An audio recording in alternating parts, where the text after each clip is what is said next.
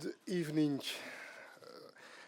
We had today a video conference with the head of state and the head of government and with the president of the Eurogroup and the president of the European Central Bank. We affirmed the need to work together and to do everything necessary to tackle the crisis and its consequences. On the four priorities identified, the first, limiting the spread of the virus, we endorsed the guidelines proposed by the Commission on border management. We need to ensure passage of medicines, foodstuffs, and goods, and our citizens must be able to travel to their home countries. Adequate solutions for cross-border workers will be found. To limit the spread of the virus globally, we agreed to reinforce our external borders by applying a coordinated temporary restriction of non-essential travel to the EU for a period of 30 days, based on the approach proposed by the Commission.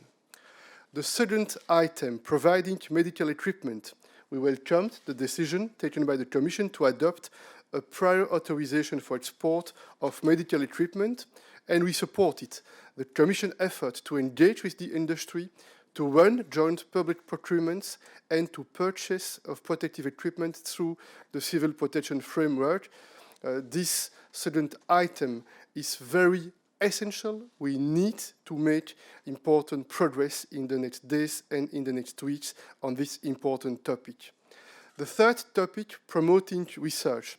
We encourage the efforts made to support research, such as the advisory group on COVID-19, and we stress the need to share information and to develop a vaccine and make it available to all those in need.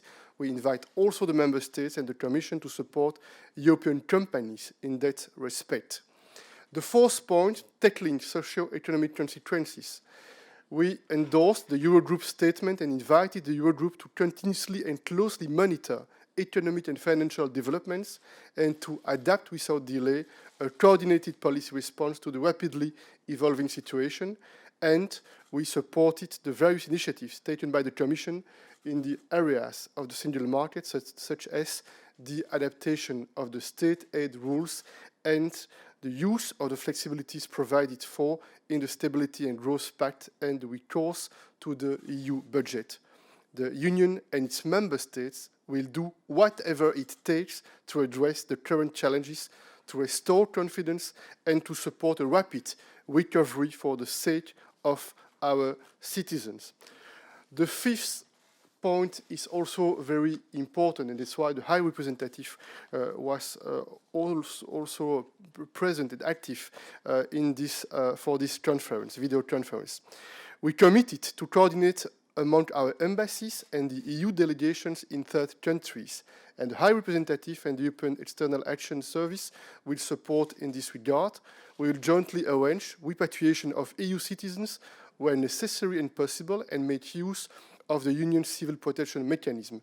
Additionally, EU funding for such joint operations will be mobilized. I would like to add that we also agreed that we will be meeting again next week as a video conference. So in other words, the European Council that was physically due to take place on Thursday and Friday in Brussels will not be happening. Once again, next week, we will have a video conference of heads of state or government.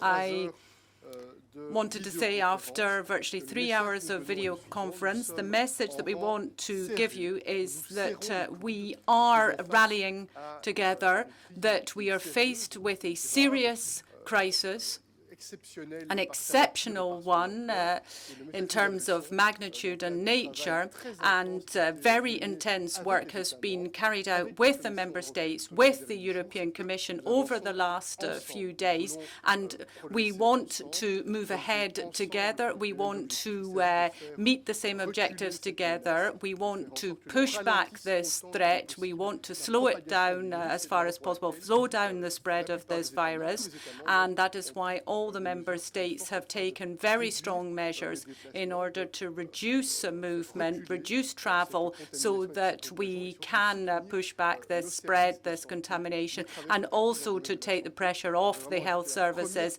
I think that the first top priority is that we have to mobilize our efforts for the health of our citizens, and we will be very determined when it comes to addressing the economic and social consequences. But health is going to be key. Everything is going to turn around that over the coming days, looking at also the economic and social consequences, as I said.